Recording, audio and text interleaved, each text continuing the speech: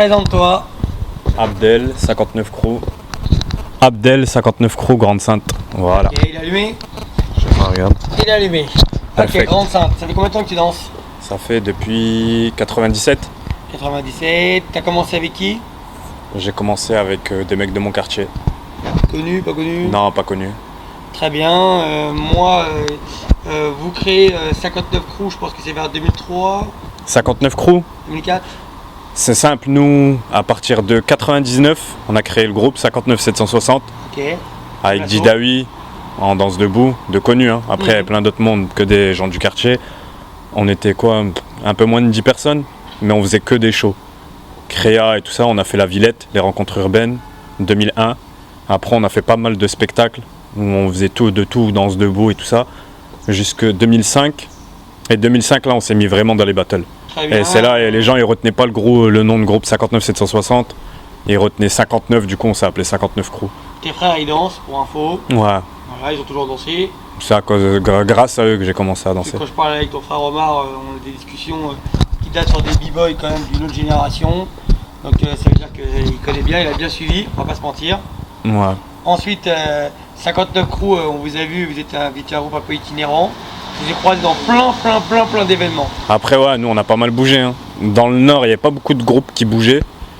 Nous, on était un petit groupe de jeunes, avec Jamel, Didawi, Fatima et tout ça, en mode gros t-shirt 59, on est parti partout. Après, nous, on a de la chance d'être à côté de la Belgique, la Hollande. Il y a beaucoup de battles là-bas. Ça veut dire que voilà, on bougeait en Belgique, en Hollande, partout en France, Paris, dans le sud. On essaie de bouger au maximum, sans être invité ni rien du tout. Je vois. À un moment donné, je crois que c'est à partir de 2008, toi, ton nom, il commence à exploser. Le nom du groupe, déjà, enfin, 59 Crew, vous étiez déjà un groupe qui commençait à faire beaucoup de bruit en France. Ouais, 59 Crew, on a fait beaucoup de battles. Beaucoup de battles nationaux, on en a fait plein. En 3-3, en 5-5, tout.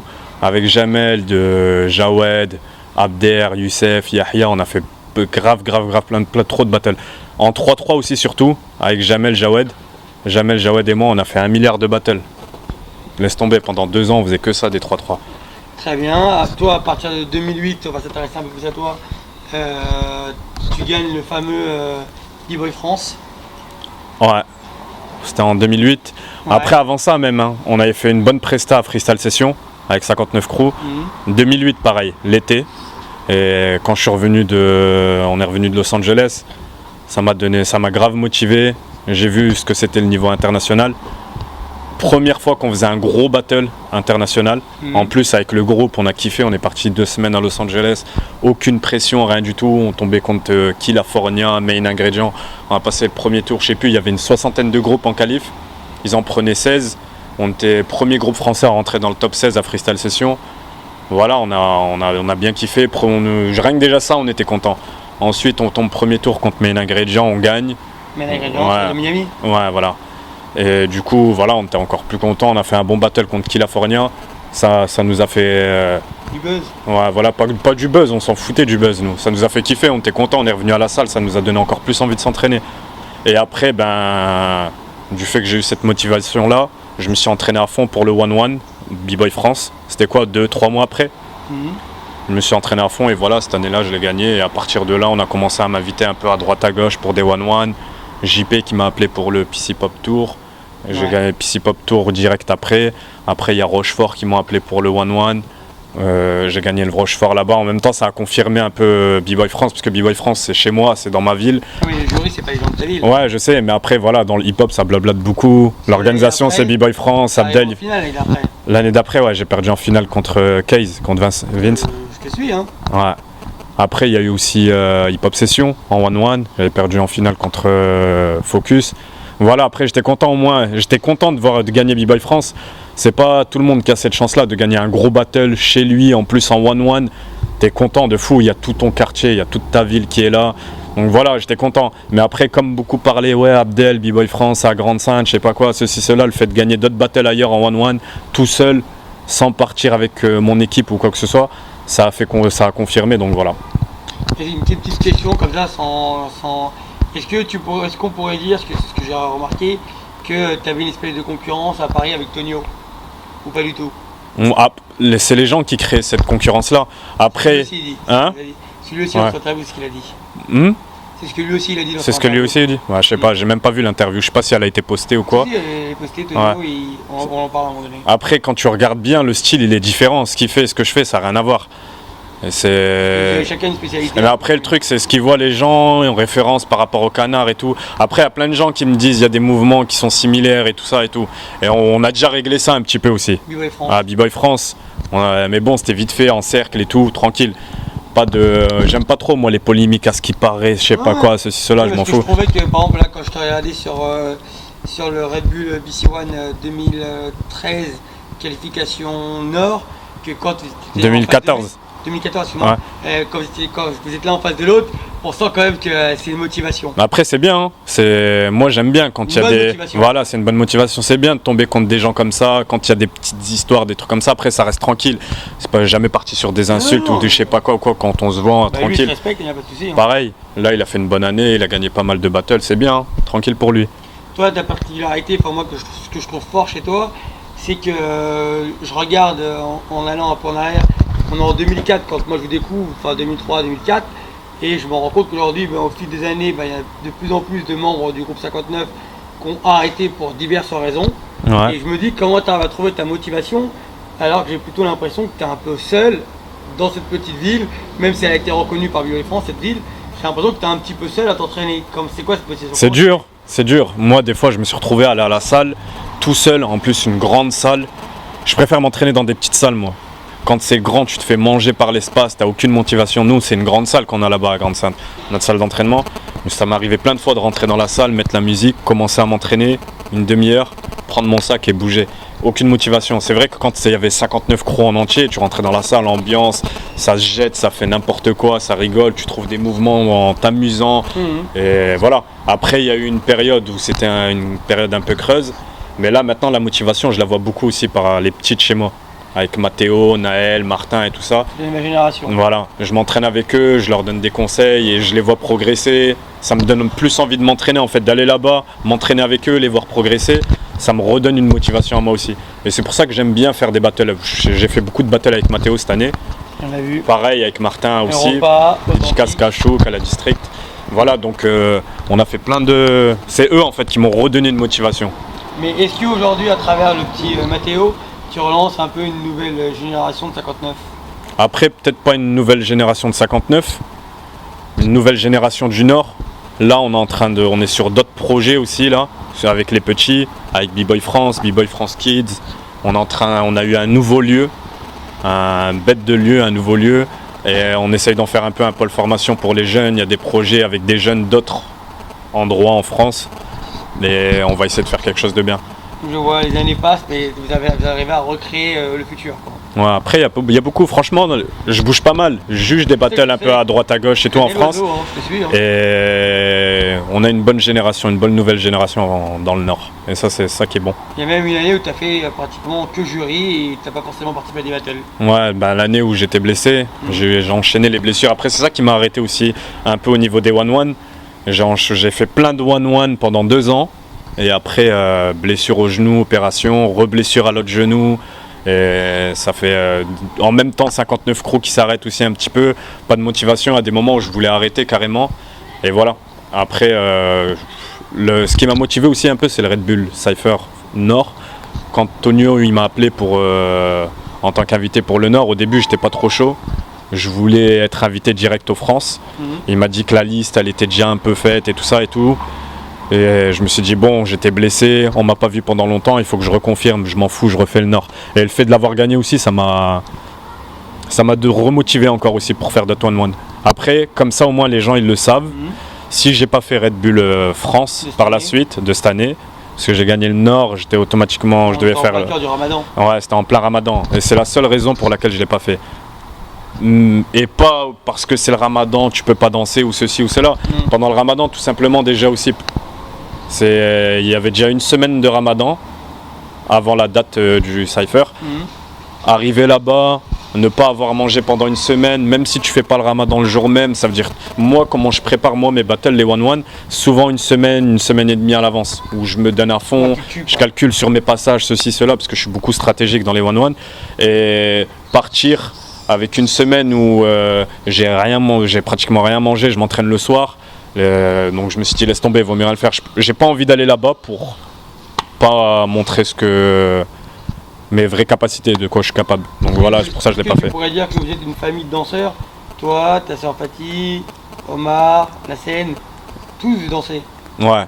Donc c'est fort. Après j'ai encore 2 sœurs mais qui dansent pas, qui ont rien à voir dans le droit, elles ont suivi aussi. Que moi, je connais. Ouais, après mes 2 grands frères, ils dansaient déjà avant moi. Bah oui. Et moi quand j'ai suivi, quand j'ai commencé par la suite, quand ma petite sœur aussi, elle s'est mise dedans, elle a bien aimé. Après, elle a fait sa petite période où elle aussi, de 2000 à 2005. Après, le milieu du hip-hop, ça l'a un peu saoulé, surtout pour une fille. Et du coup, elle a arrêté direct. Très bien. Cette année, moi, je vous ai découvert, je vous ai croisé à Miami. Vous avez fait une grosse prestation. Ouais, en plus, la Team B-Boy France, ça faisait un moment qu'on ne nous avait pas vus. Et là, franchement, c'était une bonne connexion. Fatih, Khalil, on a passé un bon petit moment à Miami. Bonne connexion, sans combi, sans rien du tout. On est parti en mode guerrier, on fait nos passages solo et voilà. Après, c'était un bon battle. T'es aussi l'égérie d'une marque. T'es le visage d'une marque. Ça s'est passé, moi je l'ai découvert à B-Boy France, cette marque. Rock the Street. Voilà. Ouais, bah en fait, la connexion, elle s'est fait. Ils ont vu un peu ce que je faisais sur le net, sur quelques vidéos, Facebook, Instagram. Ils ont contacté aussi B-Boy France pour faire un partenariat sur le battle. Et du coup, sur le battle, ils ont voulu pas sponsoriser. C'est pas sponsorisé, c'est plus voilà, on les soutient dans ce qu'ils font et ils nous soutiennent dans ce qu'on fait. Et après, moi aussi en solo, Minzy aussi, ils voulaient une fille, ils ont beaucoup suivi Minzy. Donc voilà, après, c'est fait comme ça, petit à petit. On s'entraide. C'est pas du sponsoring ou quoi que ce soit, il n'y a pas de contrat. Je veux porter, je porte, je vois des habits qui me plaisent, je les mets. Mais maintenant, il y a aussi Space Monkey aussi. Qui me suit. Donc voilà, et aussi pareil, je kiffe les 2 marques. Et Space Monkey, c'est un bon univers, j'aime bien ce qu'ils font et tout. Donc voilà, j'ai kiffé direct. T'es bien loti quoi. Ouais, tranquille. Après, c'est comme je dis, c'est pas du sponsor. C'est voilà, j'aime bien ce qu'ils font. Si une marque toute pétée qui font des habits tout pourris, même ils me payent les habits, je les mets même pas. Eux, je vois ce qu'ils font, j'aime bien, ils me payent pas, je les mets tranquille. Après, voilà, ils suivent eux aussi derrière. Je leur demande ce que je veux, ils me l'envoient et voilà. Mais c'est un bon. Voilà. J'invite les gens même à voir ce qu'ils font. Space Monkey, Rock the Street, il y a du bon dedans. Toi, cette année, tu as créé un peu la surprise. Pour les gens qui ne savent pas, tu as dansé avec un groupe au Casino de Paris. Et ensuite, tu as intégré un groupe avec un autre nom. Est-ce que tu peux nous en parler? Par rapport à Infamous? Voilà, exactement. Bah, par rapport à Infamous, ça en fait. Les gens ne connaissent pas l'histoire, ils ne savent pas les rapports qu'il y a avec eux. Donner mon histoire à moi, ça fait déjà un moment déjà. Kevin, depuis un moment, en parlant de ma petite sœur Fatima, à l'époque, elle avait fait le clip La Boulette de Jams et il y avait déjà Lil Kev. Kevin, il était déjà dedans. Donc voilà, ça veut dire que Kevin, j'étais amené à le croiser déjà depuis super longtemps. Ensuite, il y a eu B-Boy France. L'année où je l'ai gagné, je suis tombé en finale contre Kevin. Donc voilà, après, on se voyait pratiquement tout le temps dans les battles. Il venait sur Grande Sainte s'entraîner, j'allais sur Shell m'entraîner, il dormait chez moi, je dormais chez lui. Donc voilà, le début, ça s'est fait par rapport à Kevin. Après, il y a eu les battles Team B-Boy France, donc on se voyait tout le temps, à chaque fois.